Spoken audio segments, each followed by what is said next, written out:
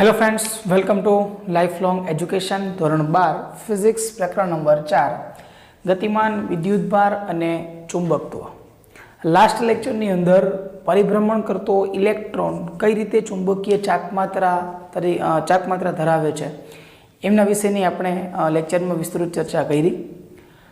આ લેક્ચરની અંદર પરીક્ષાની દ્રષ્ટિએ મોસ્ટ ઇમ્પોર્ટન્ટ એવો ક્વેશ્ચન ગેલ્વેનોમીટર એમની વિસ્તૃત ચર્ચા જે છે એ આપણે આજે કરવાની છે।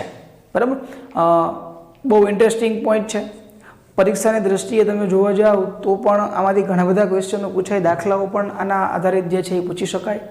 આના આધારે ડેટા પોઈન્ટ જે છે એમીટર અને વોલ્ટમીટર એના પણ ઘણીવાર દાખલા જે છે એ પૂછાતા હોય, એટલે બહુ વધારે મહત્વ ધરાવતો હોય એવો આ પોઈન્ટ છે। બરાબર, ચાલો શરૂઆત કરીએ। સૌથી પહેલો ક્વેશ્ચન છે કે ભાઈ ગેલ્વેનોમીટર જે છે એ ગેલ્વેનોમીટરનો ઉપયોગ ક્યાં થાય। બરાબર, તો આ ગેલ્વેનોમીટર જે છે જનરલી એનો ઉપયોગ કોઈપણ તારમાંથી વિદ્યુત પ્રવાહ પસાર થાય છે કે નહીં એ વિદ્યુત પ્રવાહની હાજરી જાણવા માટે એમનો ઉપયોગ થાય। ગેલ્વેનોમીટર જે છે વિદ્યુત પ્રવાહની હાજરી જાણવા માટે અથવા તો એની કઈ દિશામાં પ્રવાહ પસાર થાય છે એ દિશા જાણવા માટે એમનો ઉપયોગ થાય। માની લો કે ભાઈ આ એક વાહક તાર છે। હવે આ વાહક તારની અંદર ફોર એક્ઝામ્પલ કે આ દિશામાં પ્રવાહ પસાર થાય છે પણ આપણને ખબર નથી કે આ પ્રવાહ જે છે એ કઈ દિશામાં જાય છે અથવા થાય છે કે નહીં એ પણ આપણને ખબર નથી। તો આની સાથે શ્રેણીમાં મતલબ વચ્ચે તાર કાપી અને એની હારે વચ્ચે જે છે આ ગેલ્વેનોમીટર તમે જોડી દો તો ગેલ્વેનોમીટરની અંદર કાંટો જે છે ઉપર સ્કેલ જે છે સ્કેલ ઉપર કાંટો કોણાવર્તન થશે। જે દિશામાં કોણાવર્તન થાય એ દિશામાં એ વિદ્યુત પ્રવાહની દિશા હોય। એક્ઝેક્ટ નોર્મલ કન્ડિશનની અંદર તમે જુઓ તો એનો સ્કેલની અંદર કાંટો જે છે એક્ઝેક્ટ વચ્ચે હશે, અહીંયા 0 છે। 0 ઉપર આવે એટલે સમજી લેવાનું કે અહીંયા કોઈ જાતનો પ્રવાહ પસાર થતો નથી। જો અહીંયા કાંટાનું કોઈ કોણાવર્તન થાય તો એ તારમાંથી વિદ્યુત પ્રવાહ પસાર થતો હોય। જે દિશામાં કોણાવર્તન થતું હોય એ દિશાના આધારે આપણે વિદ્યુત પ્રવાહની દિશા જાણી શકીએ। મારે બેટરી તમે ઉલટાવી નાખો તો એના કરતાં તમે વિરુદ્ધ, પહેલાં આ દિશામાં કોણા થતું હોય તો હવે એની વિરુદ્ધ દિશામાં એટલે કે આ દિશામાં કોણાવર્તન થશે। બરાબર, એટલે આપણને અહીંયા બે વસ્તુ મળશે। એક તો વિદ્યુત પ્રવાહ પસાર થાય છે કે નહીં એમની હાજરી જાણવા મળશે અને નંબર 2 કે એની દિશા કઈ છે એ દિશા જાણવા મળશે। એક વસ્તુ બરાબર નોટ કરે કે ગેલ્વેનોમીટરની મદદથી મારે વિદ્યુત પ્રવાહ જે છે એમનું એક્ઝેક્ટ મૂલ્ય જોતું હોય કે કેટલો પ્રવાહ, કેટલા એમ્પિયર પ્રવાહ પસાર થાય છે તો એ મૂલ્ય તમને અહીંયા નહીં મળે। શા માટે નહીં મળે એમની વાત આપણે આ લેક્ચરના એન્ડમાં વાત કરશું।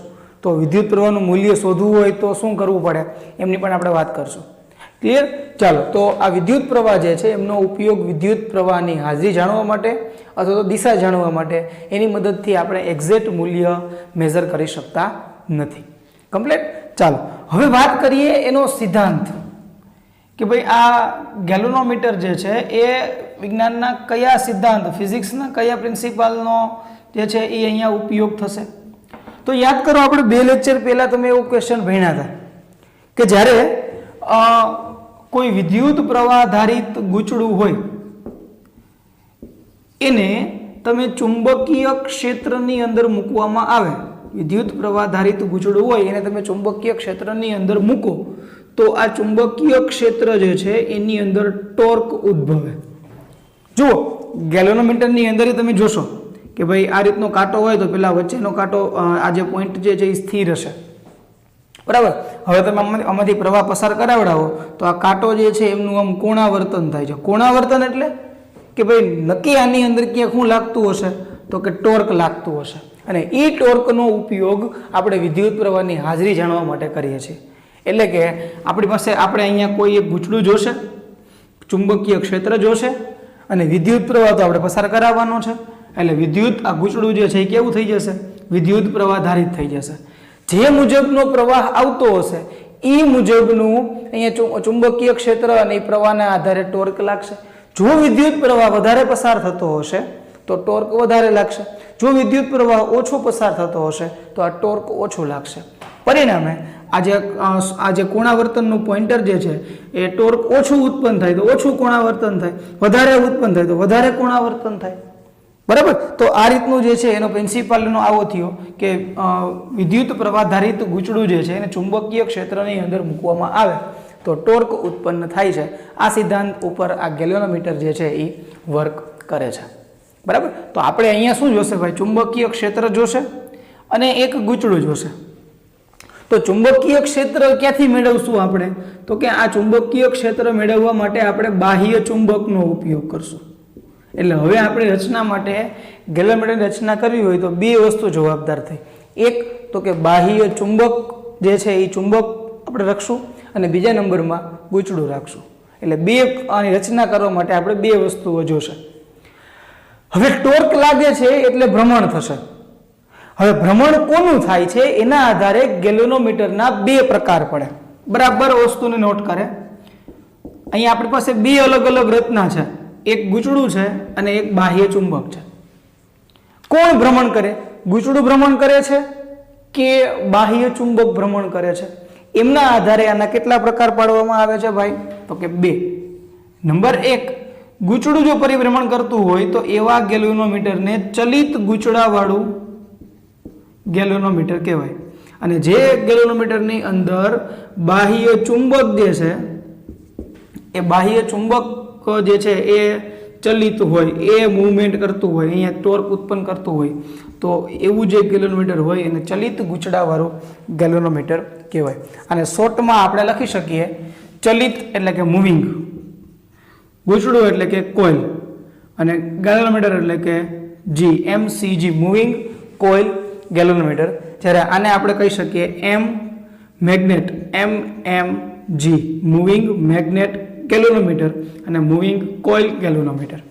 અહીંયા આપણા સિલેબસની અંદર આપણને ચલિત ગૂંચળાવાળું ગેલ્વેનોમીટર જે છે આ આપણે આ લેક્ચરની અંદર જોવાનું છે. આપણા સિલેબસની અંદર આ વસ્તુ જોવાની છે. રેડી? એટલે કે આપણે મેગ્નેટ જે છે એને મૂવમેન્ટ કરાવવાની નથી. મેગ્નેટને તમારે કેવું રાખવાનું? એકદમ સ્થિર જડિત કરી દેવાનું છે. માત્ર એની અંદર જે ગૂંચળું જે છે એ ગૂંચળું જ પરિભ્રમણ કરશે. એટલે ગૂંચળાને તમારે મુક્ત રાખવું પડશે. ચાલો, આટલી વસ્તુ અહીંયા ક્લિયર છે. હવે બીજી વસ્તુ એક નોટ કરે કે અહીંયા ટોર્ક ઉત્પન્ન થાય છે એ વસ્તુ આપણે જોઈ. પણ તમારે એક વસ્તુ બરાબર મગજમાં ફિટ કરી દેજો કે ભાઈ ટોર્ક જે છે એ ટોર્કની અંદર સૂત્ર શું છે? ટોર્કનો ભણી ગયા આપણે તો કે torque toe is equal to NIA cross B. આવું કંઈક સૂત્ર હતું. NIA ક્રોસ B એટલે કે આ NIA બરાબર શું હતું? Magnetic moment. M cross B આવું કંઈક સૂત્ર જે છે એ ટોર્કનું હતું. એમાં M ની કિંમત આપણે મૂકી NIA. હવે તમે અહીંયા ક્રોસ કાઢો તો તમને ટોર્કનું સૂત્ર આવું કંઈક મળે. Torque toe is equal to NIAB sine theta. આવું કંઈક તમને સૂત્ર મળે. હવે જો આપણે અહીંયા ગેલ્વેનોમીટરની અંદર કોણાવર્તન થશે. કોણાવર્તન એટલે કે ખૂણો. ખૂણો એટલે આપણે અહીંયા ટોર્ક સમજશું. કારણ કે ટોર્ક ઉત્પન્ન થાય તો કંઈક ખૂણો બનશે.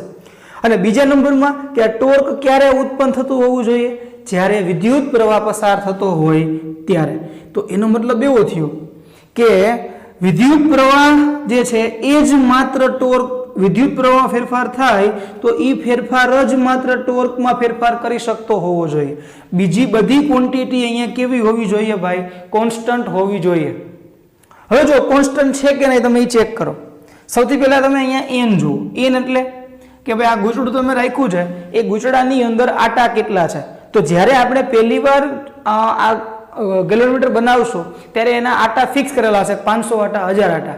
મતલબ કે હવે આટાની અંદર કોઈ પ્રકારનો ફેરફાર થઈ શકે એમ છે નહીં. બરાબર? તો અહીંયા m જે છે એ કેવું થયું આપણો? અચળ. ચાલો પછી આ તો જોઈએ છે ક્ષેત્રફળ. ક્ષેત્રફળ કોને કહેશું આપણે? કે આપણે જે અહીંયા કોઇલ રાખેલી છે આ રીતે આટાવાળી કોઇલ રાખેલી હશે એ કોઇલના ભાગનું ક્ષેત્રફળ.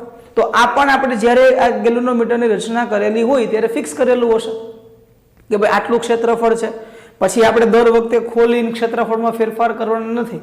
તો એનો મતલબ એવો થયો કે અહીંયા ક્ષેત્રફળ એ જે છે એ પણ કેવું થયું? અચળ થયું. રેડી? હવે વાત કરું બી ની, ચુંબકીય ક્ષેત્ર. તો આપણે ચુંબકીય ક્ષેત્ર ઉત્પન્ન ક્યાંથી કરીએ છીએ ભાઈ? તો કે બાહ્ય ચુંબક એની અંદર મૂકેલા હતા, તો આખું બની ગયું. તો હવે તો અંદર કઈ ચુંબક આપણે નાના મોટા કરવાના નથી કે ભાઈ ચુંબક એક કાઢીને બીજું ફિટ કરવાનું, વળી બીજું કાઢીને ત્રીજું ફિટ કરવાનું. એક જે ચુંબક ફિટ કરેલું છે એનું એ જ ચુંબક રહેશે. અને ચુંબક એનું એ હોય તો ચુંબકીય ક્ષેત્ર દર વખતે કેવું રહેશે? અચળ રહેશે. મતલબ કે અહીંયા એન, એ અને બી આ ત્રણ ફિઝિકલ ક્વોન્ટિટી જે છે એ કોન્સ્ટન્ટ રહે છે. પણ તમે જુઓ હવે અહીંયા એક નડતર રૂપ છે સાઇન થીટા. મતલબ આનો એન, એ અને બી એ વસ્તુ કોન્સ્ટન્ટ છે. વિદ્યુત પ્રવાહની અંદર ફેરફાર કર્યો એટલે એમાં ટોર્ક ઉત્પન્ન થયું. ખાસ નોટ કરે, વિદ્યુત પ્રવાહની અંદર ફેરફાર કર્યો તો એની અંદર ટોર્ક ઉત્પન્ન થયું. અને ટોર્ક ઉત્પન્ન થયું એટલે થીટા ચેન્જ થયું. થીટા ચેન્જ થશે તો પાછું ટોર્ક ઉત્પન્ન થશે. માત્ર વિદ્યુત પ્રવાહની અંદર ફેરફાર જો થશે, આપણે આ માપશું એટલે પ્રવાહ તો કોન્સ્ટન્ટ નહીં હોય, થોડો ઘણો ફેરફાર થશે.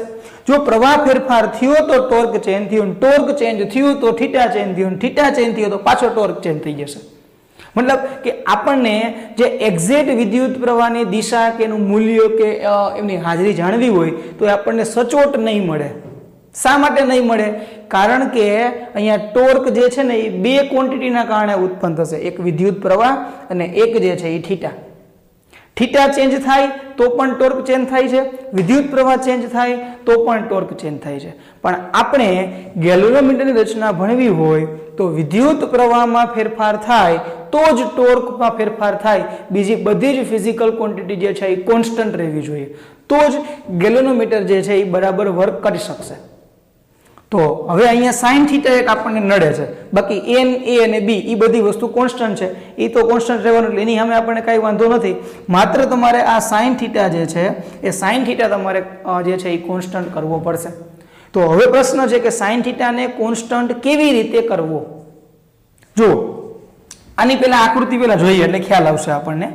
માની લો કે ભાઈ આપણી પાસે ચુંબકીય ક્ષેત્ર છે, તો હું અહીંયા આ રીતે કોઈ પ્રકારનું ચુંબકીય ક્ષેત્ર જે છે એ રાખું છું, બરાબર. અહીંયા માની લો કે આ એન છે અને અહીંયા માની લો કે આ એસ છે.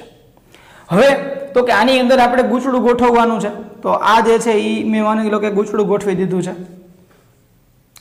હવે આનું ચુંબકીય ક્ષેત્ર કઈ રીતે હશે ભાઈ? તો કે એન થી એસ તરફ, એટલે આ શું થયું? એનું ચુંબકીય ક્ષેત્ર બી થયું. તો જુઓ આ પૃષ્ઠ જે છે, આ ગૂંચળું જે છે એ ગૂંચળું જેટલું રોટેટ થશે એ મુજબ આની અરે થીટા ચેન્જ થશે. આ ગૂંચળું જે છે એ જેવી રીતે એમનું ટૂંકમાં રોટેટ થશે, જેમ રોટેટ થાય એટલે એની અરે થીટા ચેન્જ થાય, થીટા ચેન્જ થાય એટલે અહીંયા ટોર્ક ચેન્જ થાય. મતલબ કે જો હું આ પ્રકારનું ચુંબકીય ક્ષેત્ર રાખીશ તો થીટા જે છે એ હંમેશા ચલિત જ થયા રાખશે, ફેર્યા રાખશે જેમ રોટેટ થાય. અને આ રીતે થીટા ફેરફાર થાય તો ટોર્ક ફેરફાર થાય એટલે આપણને વિદ્યુત પ્રવાહ જે છે એ પરફેક્ટ મળશે નહીં. તો મારે કંઈક ચુંબકીય ક્ષેત્રની અંદર ફેરફાર કરવો પડે. હું એવું કંઈક ક્ષેત્ર અહીંયા જે છે એ ક્રિએટ કરું કે જેથી કરીને થીટા જે છે ને એ દર વખતે કોન્સ્ટન્ટ રહેવો જોઈએ.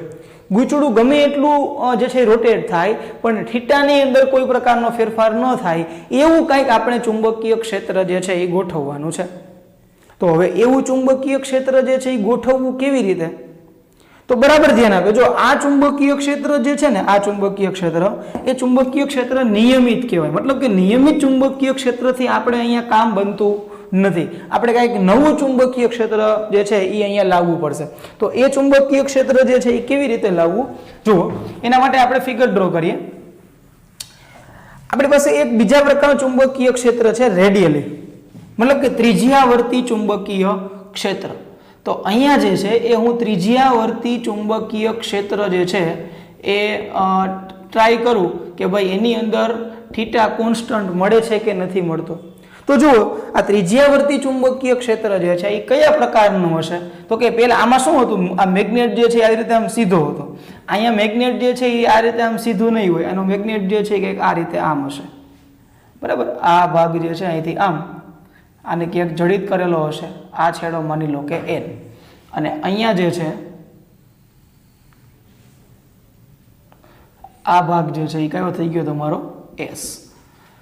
તો આવા માની લો કે ચુંબક લઈ લે, તો આ ચુંબકની અંદર ચુંબકીય ક્ષેત્ર કેવી રીતે હોય? આમાં કેવું હતું ભાઈ? અહીંયા હતું તો ચુંબકીય ક્ષેત્ર આ રીતે આમ ગોઠવાતું, બરાબર, સીધું આ છેડાથી આ છેડા સુધી જતું. આમાં એવું નહીં થાય. ચુંબકીય ક્ષેત્ર જે છે એ હંમેશા સપાટીને લંબ રૂપે નીકળશે. સપાટીને લંબ રૂપે ચુંબકીય ક્ષેત્ર અહીંયા નીકળતું હોય તો તમારે આ ભાગની અંદર તમે ચુંબકીય ક્ષેત્ર જુઓ ને તો અહીંયાથી નીકળતું હોય ને તો એ જે છે ને એ ક્યાં જશે તો કે અહીંયા ચુંબકીય ક્ષેત્ર જશે. અહીંયાથી કોઈ માની લો કે ચુંબકીય ક્ષેત્ર નીકળે છે તો એ અહીંયા ભાગમાં જશે. આ સેન્ટરમાંથી નીકળે છે તો એ કંઈક આ રીતે જશે. અહીંયાથી નીકળશે તો એ કંઈક આ રીતે જશે. અહીંયાથી નીકળશે તો કંઈક એ આ રીતે જશે. બરાબર. તો આવી રીતે જે છે ને એ કંઈક ચુંબકીય ક્ષેત્ર આપણને જોવા મળશે. આ પ્રકારનું ચુંબકીય ક્ષેત્ર છે એને ત્રિજ્યાવર્તી ચુંબકીય ક્ષેત્ર આપણે કહીએ. કેવું કહેવાશે ભાઈ? ત્રિજ્યાવર્તી ચુંબકીય ક્ષેત્ર. ચાલો, આવા ચુંબકીય ક્ષેત્રની અંદર જો આપણે ગૂંચળાને મૂકીએ તો કદાચ કામ બને. શા માટે? માની લો કે આપણી પાસે જે ગૂંચળું જે છે, બરાબર સમજો, આપણી પાસે જે ગૂંચળું જે છે એ માની લો કે આ રીતે આપણે મૂક્યું છે. બરાબર. આપણે મૂળ એંગલ કયો જોવાનો? થીટા ખરેખર કોના વચ્ચેનો એંગલ છે તો કે ક્ષેત્રફળ સદિશ A અને ચુંબકીય ક્ષેત્ર B, A અને B વચ્ચેનો જે ખૂણો હોય એ આપણા માટે થીટા છે. બરાબર. તો માની લો કે હું જે છે એ ચુંબકીય ક્ષેત્ર આપણું ગૂંચળું જે છે એ આ રીતે રાખું છું. આ રીતે રાખું એટલે ક્ષેત્રફળ સદિશ ક્યાં થાય તો કે આ તરફ થાય. આ તરફ. તો જેવો આ તરફ થશે એટલે થશે શું તો કે આ જે છે આ ભાગ જે છે એ એને લંબ રૂપે થઈ જશે. બરાબર. આ રીતે રાખ્યું. હવે માની લો કે આ ગૂંચળું જે છે એ થોડુંક આ રીતે આમ રોટેટ થયું. અહીંથી થોડુંક રોટેટ થયું એટલે પેલા જ એનું ક્ષેત્રફળ સદિશ છે આ પ્રમાણે હતું. રોટેટ થયું એટલે ક્ષેત્રફળ સદિશ આ રીતે આમ થઈ ગયું. મતલબ કે હવે તમે જુઓ આ રીતે થયું ને તો હવે આ ક્ષેત્રફળ સદિશ આ ચુંબકીય ક્ષેત્ર હોય અથવા તો આ જે હોય એની આરે લંબ થશે. મતલબ થીટા કેવો થઈ ગયો? 90 ડિગ્રી. હજી માની લો કે અહીંથી આમ રોટેટ થાય અને ક્ષેત્રફળ સદિશ તમારો આવી રીતે થઈ જાય. આવી રીતે થાય તો એના પછીનું એક ચુંબકીય ક્ષેત્ર એવું હશે કે એની સાથે જે છે એ લંબ રૂપે થઈ જશે. હજી આને તમે આ ભાગને આખો આ રીતે મટાડી દો, આ રીતે બનાવી નાખો વ્યવસ્થિત, એટલે તમને વધારે આઈડિયા આવશે કે જે છે એ ચુંબકીય ક્ષેત્ર આખા અંદરના ભાગની અંદર ત્રિજ્યાવર્તી ડાયરેક્શનની અંદર જે છે એ હશે. જો અહીંયા આપણે વધારે ડ્રો કરવાનો પ્રયત્ન કરું.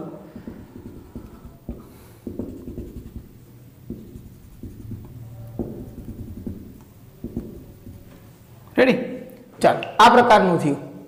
હવે જો આપણે જે છે એ કોઇલ જે છે એ કેવી રીતે મૂકવાની છે, હું આ કોઇલનો તમને આડછેદ બતાવું. આવી રીતે છે, આમ કોઇલ છે અને રોટેટ જે છે ને એ આ રીતે આમ કરશે. એટલે ક્ષેત્રફળ સદિશ એનો કઈ રીતે રોટેટ થાય? અત્યારે આ રીતે હશે. પછી જેમ જેમ રોટેટ થાય એમ ક્ષેત્રફળ સદિશ છે આ રીતે આમ ફેરફાર થયા રાખશે. બરાબર. ચાલો, પહેલી વાત જે છે હું અહીંયા આ રીતે કરું. પેલા આ ક્ષેત્રફળ સદિશ જે છે એ આ રીતે છે. તો જુઓ આની સાથે કેવો થઈ ગયો? લંબ. આ ક્ષેત્ર રેખા સાથે આની હારે લંબ થઈ ગયો એટલે sin θ બરાબર કેટલું થઈ ગયું તો કે 1. હવે માની લો કે આને રોટેટ કરીને હું આમ કરું છું. જો જેવું આમ કરું તો તમે જુઓ આ લાઈન સાથે કેવું થઈ જાય? અહીંથી આમ લંબ બનશે. અહીંયા ખૂણો આ લાઈન જે હશે અહીંયાથી એની હારે અહીંયા લંબ બનશે. બરાબર. પછી માની લો કે હજી રોટેટ થતો હોય, પેલા આમ હતો, હજી આ રોટેટ થઈને આખું આ રીતે આમ બની ગયું તો આ જે લાઈન હશે એની હારે લંબ બનશે. માની લો કે હજી રોટેટ થઈને આ રીતે આમ થયું તો આ લાઈન છે એની હારે લંબ બનશે. આ રીતે હું કરું તો આ લાઈન એની હારે લંબ બનશે. ટૂંકમાં ગૂંચળું ગમે એમ રોટેટ થાય તો એ ગૂંચળાના ક્ષેત્રફળ સદિશ જે છે એમના સાથે એવી ચુંબકીય ક્ષેત્ર રેખા તમને મળશે કે આ બંને હંમેશા કેવી રહેશે? લંબ રહેશે. અને જો લંબ રહે તો sin θ બરાબર 90, sin 90 બરાબર ઓલવેઝ કેવું થઈ જાય? 1. મતલબ કે હવે તમે જુઓ ટોર્ક જે છે એ θ ઉપર ડિપેન્ડ કરતો નથી. θ જે છે એનાથી સ્વતંત્ર થઈ ગયું. તો આવું જે ચુંબકીય ક્ષેત્ર છે એને કેવું કહેવાય? ત્રિજ્યાવર્તી ચુંબકીય ક્ષેત્ર. તો આપણે અહીંયા ગેલ્વેનોમીટરની અંદર આ પ્રકારનું ત્રિજ્યાવર્તી ચુંબકીય ક્ષેત્ર જે છે એ આપણે અહીંયા ઉત્પન્ન કરવું પડશે. એટલે આ પ્રકારની આપણે જે છે એ રચના કરી. રેડી? ચાલો, હવે આમાં બીજી રચનામાં શું છે? ચુંબક તો ગોઠવાઈ ગયું. હવે તમારે એક નળાકાર લેવાનો છે અને એ નળાકારની ઉપર જે છે એ તમારે આ રીતે ગૂંચળું જે છે એ ફિટ કરવાનું છે. માની લો કે હું અહીંયા દોરું છું. આ ફોર એક્ઝામ્પલ કે પોલો નળાકાર છે. બરાબર. આ ગોળ છે પણ આખી રચના આ રીતે આમ હોય એટલે નળાકાર તમે સમજો. અને એની હારે જે છે એ આ રીતે આમ આખા નળાકારને આ રીતે આટા વીટેલા હશે. હાલ કમ્પ્લીટ. मतलब કે આમ નળાકાર થયો તેની હારે આ રીતે આમ આટા વીટેલા હશે, ઉપરનો ભાગ જોવો તો તમને આ ભાગ દેખાય, ખરેખર એ આખો નળાકારને આમ આટો ફરી અને આ રીતે જે છે એ આ રીતે આમ આવતું હશે.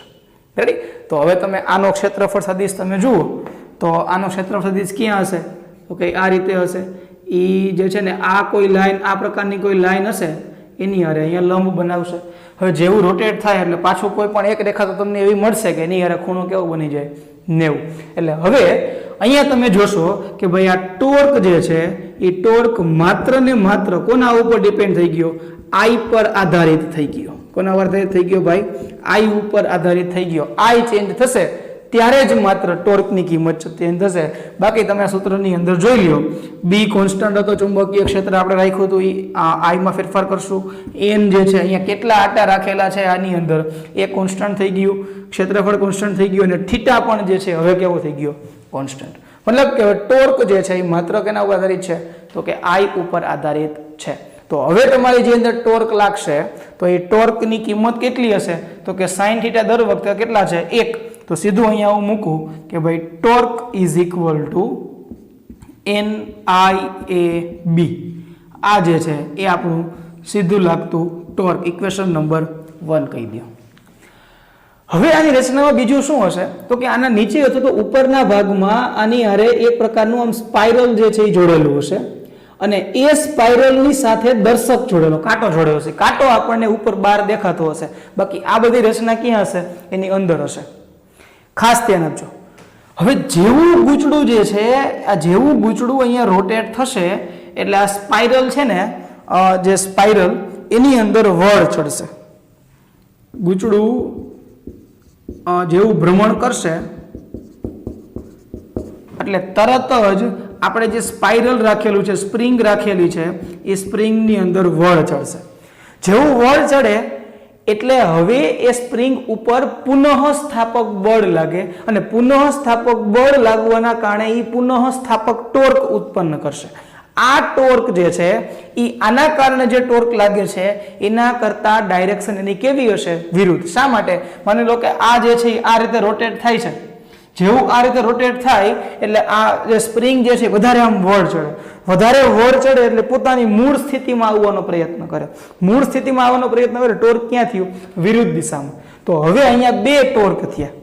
એક તો કે આપણે વિદ્યુત પ્રવાહમાં ફેરફાર કર્યો અને એના કારણે આ ગૂંચડા ઉપર જે ટોર્ક લાગ્યું એ ટોર્ક, અને બીજું ટોર્ક જે છે અહીંયા કયું ઉત્પન્ન થયું? તો કે સ્પાઇરલ જે છે એની અંદર વળ ચડ્યો. એ વળમાંથી પોતાની મુક્ત સ્થિતિની અંદર આવવા માટે આ જે છે એ પુનઃ સ્થાપક ટોર્ક ઉત્પન્ન થશે. આ ટોર્કને હું કહી દઉં છું પુનઃ સ્થાપક ટોર્ક. ઈ ટોર્કનું સૂત્ર છે ટોર્ક ટો બરાબર K∅. કે જે છે ઈ એનો વળ અચળાંક છે. આપણે કયા પ્રકારનું મટીરિયલ અહીંયા રાખ્યું છે સ્પાઇરલ તરીકે, એમ દરેક મટીરિયલનો અથવા તેની અંદર આટા કેટલા છે એ મુજબ એનો વળ અચળાંક કોન્સ્ટન્ટ કિંમત હોય, અને ફાઈ એટલે કેટલા થીટા, કેટલા એંગલ જે છે એ ચેન્જ થયું. બરાબર? કેટલા એંગલ સુધી જે છે અહીંયા રોટેટ થશે ગૂંચડું, એ જે છે એ શું થયું? ફાઈ થયું. એટલે હવે આ બંને જે છે આમની ડાયરેક્શન કેવી હશે? આ બંને ટોર્ક જે છે એમની દિશા કેવી હશે? તો કે વિરુદ્ધ દિશાની અંદર આ બંને ટોર્ક જે છે એ ઉદ્ભવે છે. હવે વિરુદ્ધ દિશામાં છે એટલે બે વચ્ચે કંઈક સંતુલન થશે. સંતુલન સ્થિતિ તમે વિચારો તો બંને ટોર્કની કિંમતો કેવી થઈ જાય? સરખી. તો આપણે હવે એ સ્થિતિ વિચારીએ કે ભાઈ સંતુલન સ્થિતિએ, અહીંયા હું લખું ભાઈ કે ભાઈ સંતુલન સ્થિતિએ બંને ટોર્ક જે છે એમની કિંમત કેવી થઈ જાય છે? સમાન થાય છે. માટે ટોર્ક ટો કોના કારણે ભાઈ? કોઇલના કારણે ઇઝ ઇક્વલ ટુ ટોર્ક ટો કોના કારણે? તો કે સ્પાઇરલના કારણે. તો આ બંને ટોર્કની કિંમતો કેવી થઈ ગઈ? તો કે સમાન થઈ ગઈ. બંનેની કિંમત મૂકો. ટોર્ક ટો કોઇલના કારણે લાગે એ ટોર્ક કેટલું છે? તો કે NIAB ઇઝ ઇક્વલ ટુ સ્પાઇરલના કારણે લાગે એ કેટલું છે?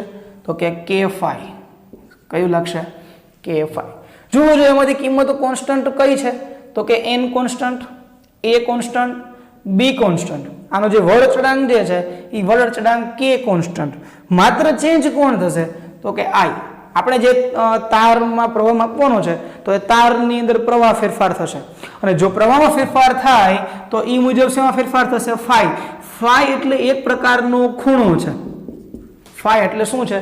ખૂણો. તો આમાં તમે આઈ જે છે અથવા તો ફાઈ ને તમે કરતા બનાવો આ સમીકરણની અંદર તો તમને કંઈક આવું મળશે કે ભાઈ ફાઈ ઇઝ ઇક્વલ ટુ આ કે જવા દો નીચે કોન્સ્ટન્ટ બધા એક બાજુ લખું એન એ બી અપોન ફાઈ અને અહીંયા મલ્ટીપ્લાય કરું ભાઈ આઈ. તો આ બધી કિંમતો કોન્સ્ટન્ટ છે તો અહીંયા હું લખી શકું ફાઈ ઇઝ પ્રપોઝનલ ટુ આઈ. અહીંયા પ્રપોઝનલ કાઢીને ઇક્વલ ટુ મૂકવું હોય તો જી ગેલ્વેનોમીટરનો અચળાંક એને આપણે કહીએ જી. જી બરાબર કિંમત શું થશે તો કે એન એ બી અપોન સોરી ફાઈ ને અહીંયા કે આવશે. અહીંયા કે આ કોઈ પણ ગેલ્વેનોમીટર માટે જીની કિંમત જે છે અહીંયા કોન્સ્ટન્ટ હશે. એન એટલે આની અંદર આટા કેટલા છે આટા મૂકવાના. એ એટલે ક્ષેત્રફળ આનું કેટલું ક્ષેત્રફળ મૂકવાનું. બી એટલે ચુંબકીય ક્ષેત્રની કિંમત કેટલી છે ઈ. અને કે એટલે આ જે સ્પાઇરલ મૂકેલું હતું એ સ્પાઇરલનો વળ અચળાંક કેટલો છે એ મૂકવાનો. તો અહીંયા તમે જોઈ શકશો કે જેવો વિદ્યુત પ્રવાહની અંદર ફેરફાર થશે આ ફાઈ ચલે છે આઈ છે મતલબ કે આઈની અંદર જેવો ફેરફાર થશે એવો તરત જ ફાઈ એટલે કે ખૂણો જે છે એ ફેરફાર થશે. અને આની સાથે ઉપર જે છે એ શું કરેલું હશે તો કે દર્શક મૂકેલું હશે. તો જેવો ખૂણો ફેરફાર થયો એ મુજબ દર્શકમાં પણ ફેરફાર થશે મતલબ એ રોટેટ થશે. રોટેટ થશે એટલે 5 માંથી 7 8 9 10 એ કાંટો તમને બતાવશે. તો એના આધારે આપણે આ રીતે વિદ્યુત પ્રવાહ જે છે એ વિદ્યુત પ્રવાહનું મૂલ્ય મેઝર કરી શકીએ. ચાલો આટલી વસ્તુ ક્લિયર.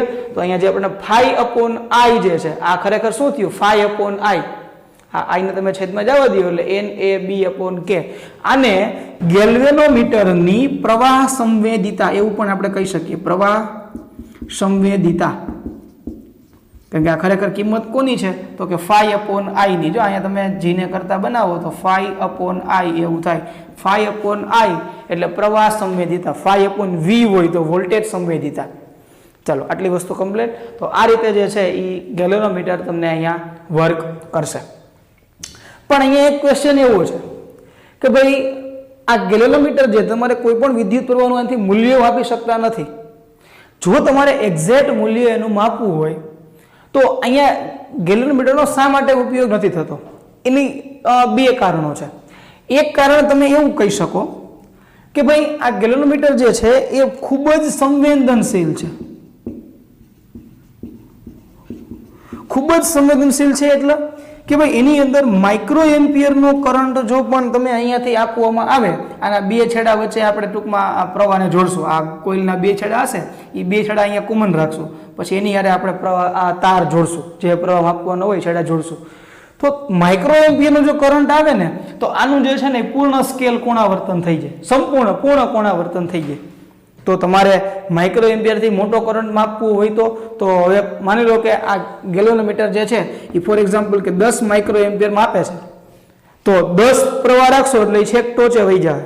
પછી 11 રાખો તો 11 ન્યા રહે. 12 રાખો તો ન્યા રહે. 50 રાખો તો ન્યા રહે. મતલબ તમને હવે મેઝરમેન્ટ થશે નહીં. અને ઉલટાનું એ ગેલ્વેનોમીટર જે છે એમની અંદર નુકસાન થશે. વધારે પ્રવાહ ઉત્પન્ન થઈ જાય તો અહીંયા વળ અચળાંકમાં પણ ફેરફાર થઈ જાય. બરાબર. એટલે તમને કિંમત જે છે એ સચોટ મળશે નહીં. એટલે આપણે એનો સીધો જે છે એ ઉપયોગ કરી શકતા નથી. બરાબર. સંવેદનશીલ છે. બીજા નંબરમાં એવું છે કે તમે જુઓ અહીંયા આપણે આ ગૂંચડા તરીકે તાર રાખેલો હશે. ગૂંચડું જે છે એમાં શું હશે તાર વીટેલો હશે. તાર એટલે એક પ્રકારનો એ અવરોધ જ થયો ભાઈ. તો એ તો ઘણા બધા આટાઓ હશે અને ઘણા બધા જો આટાઓ હોય તો એનો અવરોધ કેવો હોય વધારે. અને જો આવું મોટા અવરોધ ધરાવતું ગેલ્વેનોમીટર તમે શ્રેણીની અંદર જોડો તો પરિપથ જે છે એમનો અવરોધ બહુ મોટો થઈ જાય.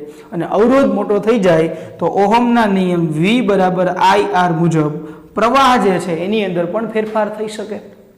મતલબ પ્રવાહ આપણે જે માપવો છે એ પ્રવાહને જ ફેરફાર કરી નાખ્યો ગેલ્વેનોમીટરે. એટલે આપણને અહીંયા પ્રવાહ છે એ સચોટ મળશે નહીં. બરાબર. તો હવે આપણે તમારે આની એક્ઝેક્ટ વેલ્યુ માપવી હોય પ્રવાહની તો આની ઉપર આપણે થોડા ઘણા ફેરફારો કરશું. આમાં થોડા ઘણા ફેરફારો કરી અને આમાંથી એ મીટર અને આમાંથી ગેલ્વેનોમીટર. એ મીટર તો કે વિદ્યુત પ્રવાહનું માપન કરવા માટે અને વોલ્ટ મીટર એટલે કે વોલ્ટેજનું માપન કરવા માટે. બરાબર. એનો આપણે કઈ રીતે આની અંદર ફેરફાર કરવા અવરોધો એક્સ્ટ્રા જોડીને સમાંતર જોડવા શ્રેણીમાં જોડવા કેટલા મૂલ્યનો અવરોધ જોડવો બરાબર. એની જે છે એ આપણે આના પછીના નેક્સ્ટ લેક્ચરની અંદર એમીટર અને વોલ્ટમીટર કેવી રીતે બને એની આપણે ચર્ચા કરીશું. ક્લિયર? તો આ આખી વાત થઈ ગેલ્વેનોમીટર. બરાબર. ચાલો હવે પછીના નેક્સ્ટ લેક્ચરમાં આપણે એમીટર અને વોલ્ટમીટરની વાત કરશું. ત્યાં સુધી લેક્ચરને જોતા રહો. All the best.